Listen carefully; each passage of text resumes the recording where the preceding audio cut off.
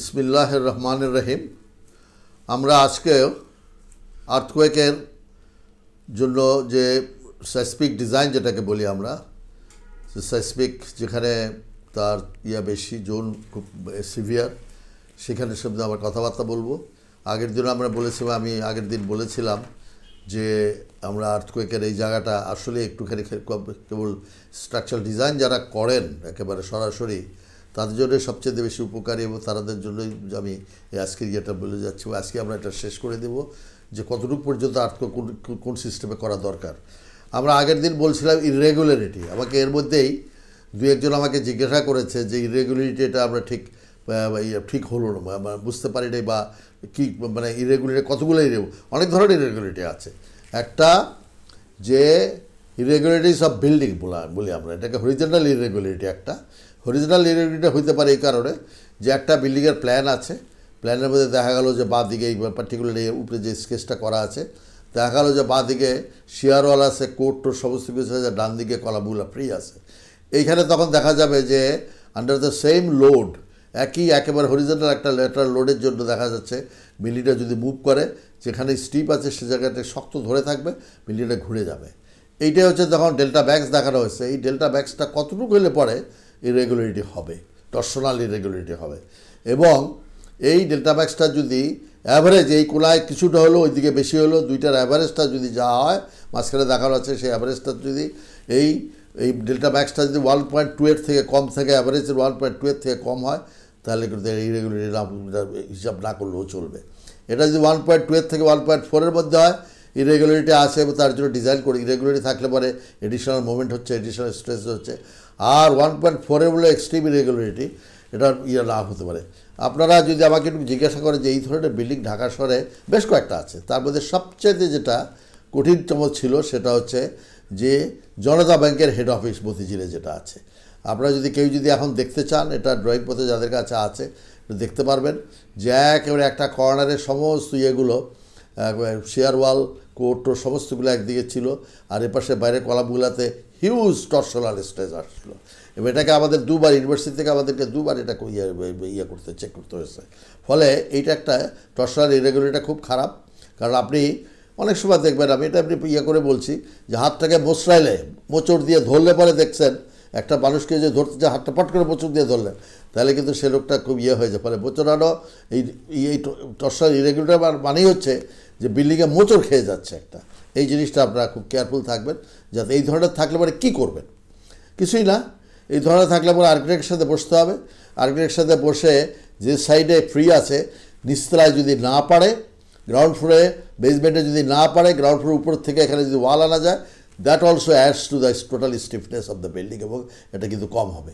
ফলে খালি যে শেয়ার ওয়াল একদম তল থেকে শেয়ার ওয়াল বলবে তাহলে এনি স্টিফনেসটা বাড়ানোর জন্য উপরেও যদি ওয়াল হয়, আপনারা তো কিছু কিছু জায়গাতে ব্লাইন্ড ওয়াল থাকেই, সেখানে যে কংক্রিট ওয়াল হেভি করে দিয়ে রাখতে পারেন, load will be transfer to the column ultimately. ওখানে ব্রিক ওয়ার্ক থাকলেও ওর কলামে চলে যাবে, কংক্রিট ওয়াল থাকলেও যাবে, but that column will act together with the wall. এটা স্টিফনেস তখন বাড়বে এবং তখন টর্শনাল ইররেগুলারিটিটা কমে যাবে। এই জিনিসটা আমরা খেয়াল করবেন। আর্কিটেক্টের সাথে বসলে পরেই, আমি আবার বলছি, আমি আগের দিনও বলেছি যে আর্কিটেক্টের সাথে বসতে পারে কোনো রকম অসুবিধা হয় না। অল দ্য আর্কিটেক্টস তারা স্ট্রাকচারাল সেন্স নিয়ে ডিগ্রি করে আসেন, তারা এটা জানেন যে হ্যাঁ এই ধরনের প্রবলেমটা আছে। তাদেরকে বুঝাইলে পরে they are very good listeners, very good, তারা এটা নলেজ আর্ন করতে চায়, তাদেরকে বুঝালে পরে সেটা বুঝতে পারে। কিছু কিছু স্ট্রাকচার থাকে আইকনিক, সেখানে স্পেশাল কত কিছু থাকে, তখন দেখা যায় স্ট্রাকচার ইঞ্জিনিয়াররা কী করতে পারে। আদারওয়াইজ নর্মাল সমস্ত বিল্ডিংয়ের জন্য, পার্টিকুলারলি আর্থকোয়েক জোনে যদি, সিভিয়ার জোনে যদি হয়, আর্কিটেক্টের সাথে অবশ্যই, বা অথবা architect should also sit with structural engineers, প্রথম থেকে বসেই এটা ঠিকঠাক করতে হবে। সেই জন্য আমি একটা ইররেগুলারিটি আজকে আবার শুরু করেছি। আর এটা হচ্ছে রিএন্ট্রান্ট কর্নার। আমি বলেছি যে বাদিয়ে এক্সের এই বাড়তি অংশটা যদি 15% বেশি হয়, তাহলে এটাকে ইররেগুলার বলতেছে কোড, তার জন্য সেভাবে ডিজাইন করতে হবে। এখানে যে ডায়াফ্রাম যদি ডিসকন্টিনিউ থাকে, আমি আগের দিন বলেছি যে 50% অফ দ্য যদি ওপেন থাকে, তাহলে কিন্তু এটাকে এই দিকের এই ক্রস সেকশনের ওয়াইজ স্ট্রেসটা ইউনিফর্ম হবে না, সেটাই কথা বলতেছে। আর এটা তো আমি বলেছি যে এই ধরনের জিনিস আমরা খুব কম দেখি, তারপরেও এটা আউট অফ প্লেন স্টিফনেস, এটা কিন্তু খুব ডিফিকাল্ট একটা জিনিস, এর মধ্যে না যাওয়াটাই ভালো। আর এখানে হচ্ছে যে যদি সাইসমিক ফোর্স রেজিস্টিং সিস্টেম যদি নন প্যারালাল হয়, তাহলে আর্থকোয়েক জোনে, যেখানে সিভিয়ার আর্থকোয়েক জোনে এই ধরনের স্ট্রাকচার্স না করাই ভালো।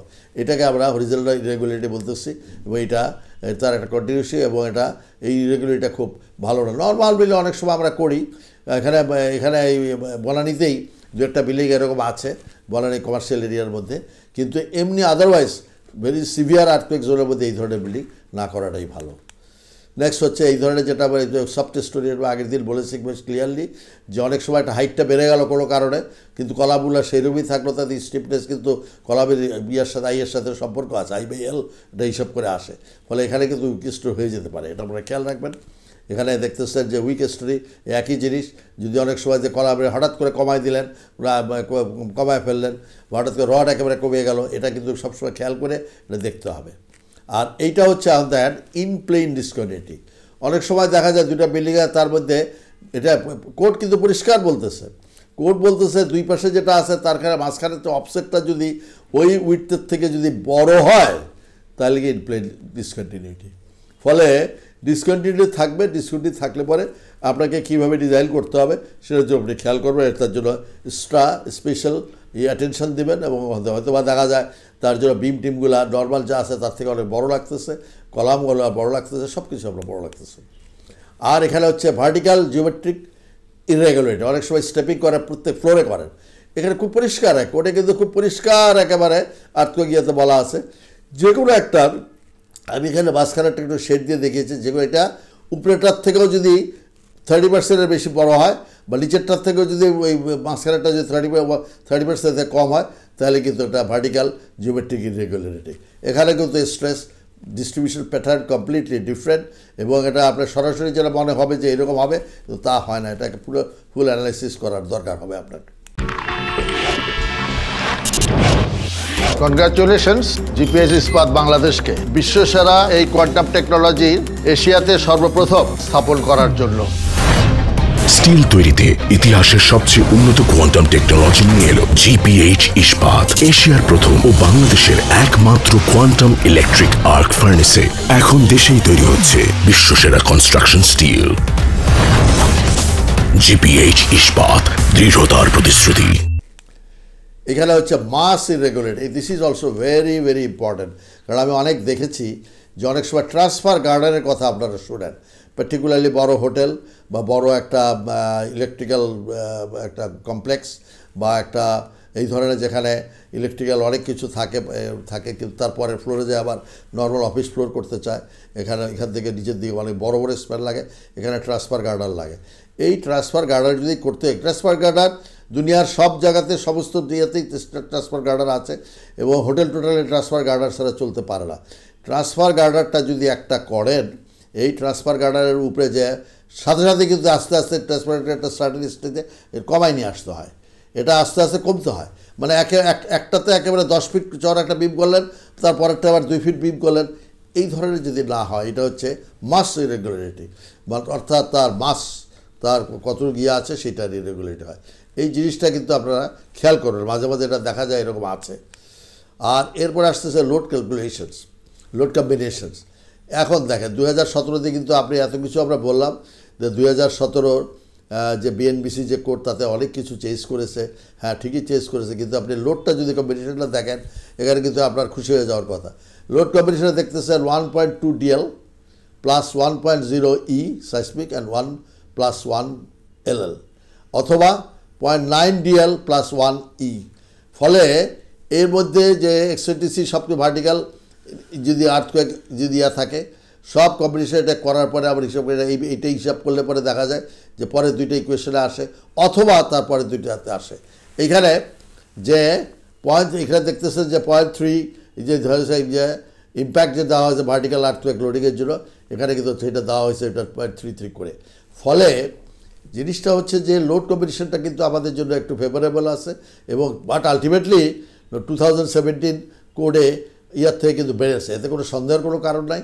আমি যে হিসাবটা দেখিয়েছিলাম গত সপ্তাহে, সেখানে যদি আপনাদের মনে থেকে থাকে, আমার একটু মনে আছে, 0.367 ছিল, সেটা বেড়ে আমার হিসাবে 0.467 হয়েছে।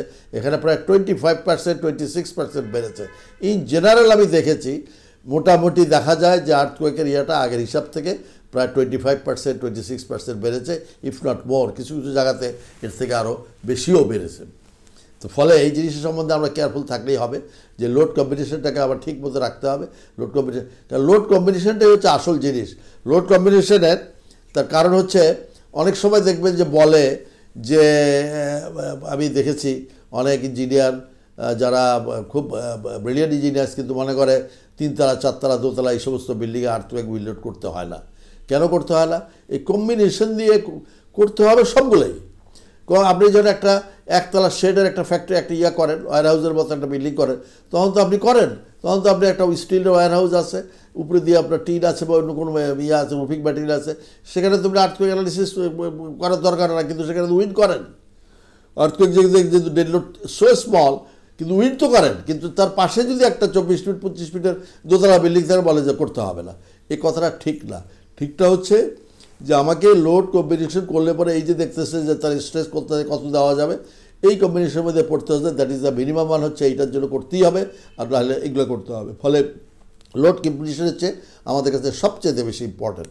এবং খালি এখানে তো আমি দেখাচ্ছি যে তারপরে যে প্রথমে যেটা লোড কম্বিনেশন যেটা আছে procedure for occupancy of building, occupancy of building এটা কিন্তু আজকাল খুব ভেরি স্ট্রিক্টলি ফলো করা হয়। এইটার থেকে কিন্তু এখানে পড়ে দেখবেন, এটা এখানে পড়ার কোনো দরকারও নেই, সময় নেই, বই আপনাদের কাছে আছে। ফলে অকুপেন্সি বিল্ডিংটা খুব সুন্দরভাবে আপনারা বোঝার চেষ্টা করবেন যে অকুপেন্সি বিল্ডিং সম্বন্ধে কী বলতেছে কোড, এবং তার একবার আপনি অভ্যস্ত হয়ে গেলে তারপরে কিন্তু কোনো অসুবিধা নেই। অকুপেন্সি বিল্ডিং দেখতেছেন এখানে আরও লম্বা করে দিয়েছে। তারপরে আসছে স্ট্রাকচার সিস্টেম। এখানে আমরা আগের দিন প্রথম দিকে যেটা বলেছিলাম স্ট্রাকচার সিস্টেমগুলো কী আছে, একটা বেয়ারিং ইয়ার থেকে আসতে পারে, আমরা মোমেন্ট রেজিস্ট্রিং ফ্রেম আসতে পারে, intermediate moment রেজিস্ট্রিং frame, dual system আসতে পারে। সব সিস্টেম সম্বন্ধে, স্ট্রাকচার সিস্টেম সম্বন্ধে আপনি ওয়াকেবল থাকতে হবে, এবং আর্কিটেক্টের সাথে বসে কোনটা অ্যাপ্লিকেবল সেটা আপনাকে বিফোরহ্যান্ড তাকে বলতে হবে। তাহলে দেখবেন যে আর্কিটেক্টের অনেক স্কোপ থাকে আগের থেকে যদি তাকে গাইড করা যায়, এই জিনিসটা আপনার করতে হবে। নেক্সট আসছে দেখছে স্ট্রাকচার সিস্টেমের মধ্যেই আসলে অনেক রকম ভাগ আছে, অনেকভাবে এটাকে ভাগ করে এটাকে চিন্তা ভাবনা করা যায়। ফলে এই যে জিনিসটা, এইটা চিন্তা ভাবনা করে আর্কিটেক্টের সাথে আপনি বসবেন, আর্কিটেক্টের সাথে বোঝাপড়া করবেন, তারপরে দেখে যে তার নিশ্চয়ই কী হচ্ছে। কারণ এখানে occupancy building, structure system, diaphragm analysis সব কিছুর মধ্যে কিন্তু সব কিছুর কিন্তু একটা ইফেক্ট আছে। নেক্সট আছে আবার স্ট্রাকচার সিস্টেমই দেখতেছেন কোড কিন্তু অনেক ডিটেইল আপনাকে ইনফরমেশন দিয়ে দিচ্ছে, এবং সেই ইনফরমেশন ধরে আপনি ডিজাইনটা করবেন। এরপরে আসতেছে ডায়াফ্রাম। ডায়াফ্রামটা আমি বলেছিলাম একটুখানি। ডায়াফ্রাম হচ্ছে concrete slab, concrete fill, metal ডেকেও হতে পারে। এটা একটা তার ডেপথ টু ইয়ার রেশিও যদি 3 ইয়ার লেস হয় তাহলে এটা ডায়াফ্রাম হিসেবে ইউজ করতে পারে, এটা স্টিফনেস ধরা যাবে।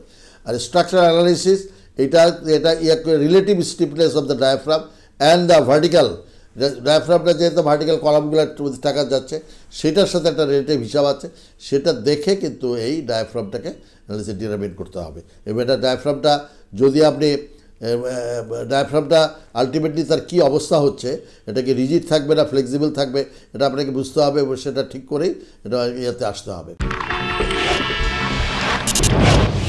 কনগ্রাচুলেশনস জিপিএইচ ইস্পাত বাংলাদেশকে বিশ্বসেরা এই কোয়ান্টাম টেকনোলজি এশিয়াতে সর্বপ্রথম স্থাপন করার জন্য। স্টিল তৈরিতে ইতিহাসের সবচেয়ে উন্নত কোয়ান্টাম টেকনোলজি নিয়ে এলো জিপিএইচ ইস্পাত, এশিয়ার প্রথম ও বাংলাদেশের একমাত্র কোয়ান্টাম ইলেকট্রিক আর্ক ফার্নেসে এখন দেশেই তৈরি হচ্ছে বিশ্বসেরা কনস্ট্রাকশন স্টিল। জিপিএইচ ইস্পাত, দৃঢ়তার প্রতিশ্রুতি। Next is seismic design category. Seismic design category of buildings দেখতেছেন জোন 1, জোন 2, জোন 3, জোন 4-এ দেখছেন সব ডি। জোন 3-তে আপনি করতে পারেন, অর্থাৎ এই প্রত্যেকটা এটার সাথে আবার সাইড ক্লাস আছে এসএসবি।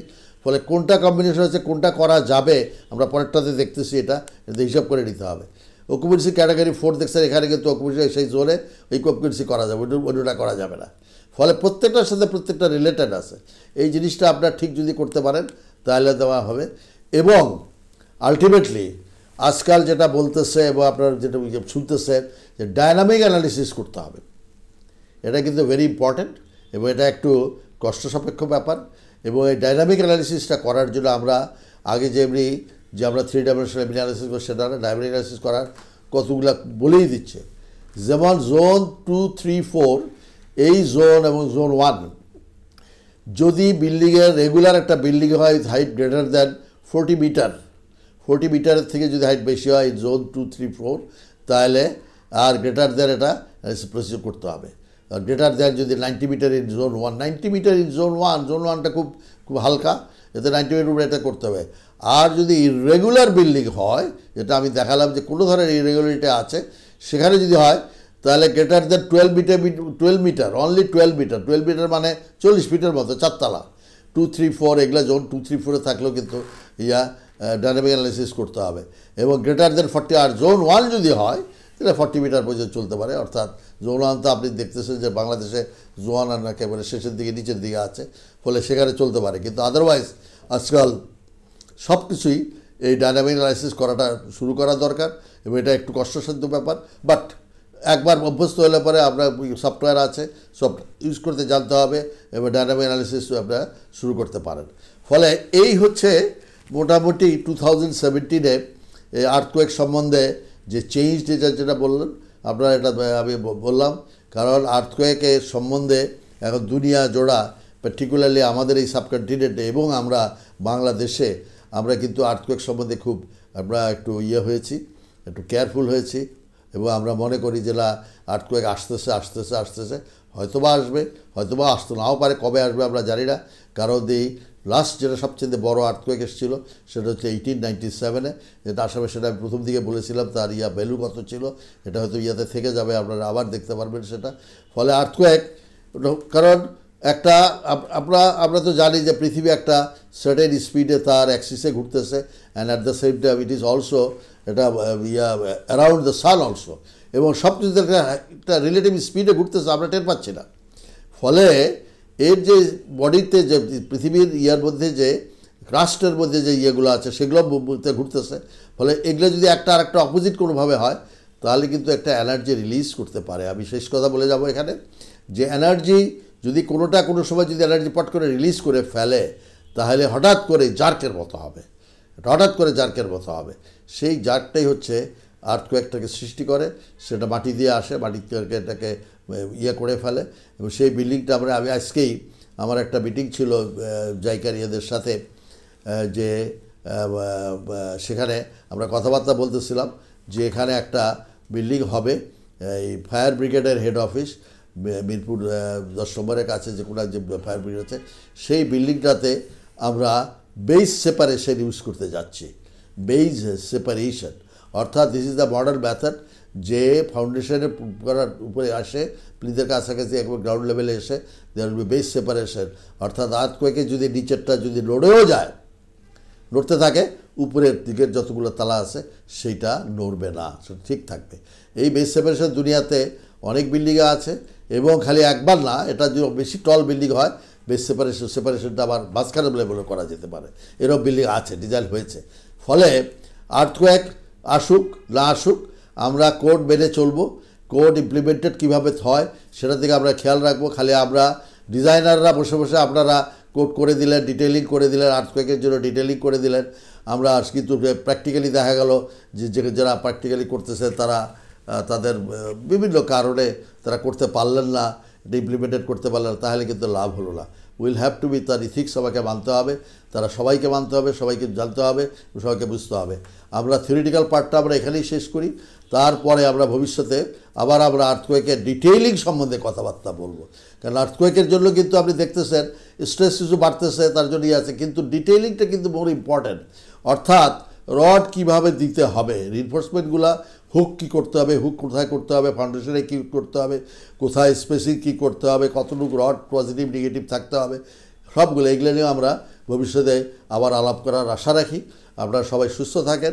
আমরা জিপিএইচ ইস্পাতকে আবার আমরা নতুন বছরের শুরু হয়ে গেছে, আমরা তাদেরকে অভিনন্দন জানাই, এবং আমরা তাদের ব্যবসায়িক ক্ষেত্রে তাদের উন্নতি হোক, এবং আমাদের মতো এই ধরনের টেকনিক্যাল সেশন যদি হয় বছরের পর বছর বা মাসের পর মাস, তারা যাতে চালিয়ে যেতে পারে, নট অনলি স্ট্রাকচারাল ইঞ্জিনিয়ারিং সাইডেই হোক না হোক, অন্য যে কোনো স্ট্রাকচার অনেক ম্যাটেরিয়াল আছে, আর্কিটেকচারাল সাইডে অনেক কিছু, এই ধরনের কথাবার্তার একটা যদি রাখে মানুষের আগ্রহ বাড়ে এবং সবাই জনসাধারণের আগ্রহ বাড়ে, সেভাবে চলে। আমি আজকে যেটা বললাম এটা পিওরলি হাইলি টেকনিক্যাল এবং এটা আমি খুবই আসলে আমার একটু কষ্টই হচ্ছে যে এটা এত টেকনিক্যাল জিনিসটা আলাদা বোধহয় ঠিক হয় নাই, কিন্তু আমাকে আমার অনেক সহকর্মী বা ছাত্র যারা অনেকে বলেছেন স্যার এই সম্বন্ধে একটু অ্যানালিসিস বলেন, তাহলে আমরা দেখবো, কথাটা শুনতে পারবো আর কি, এটা থাকতে পারবে।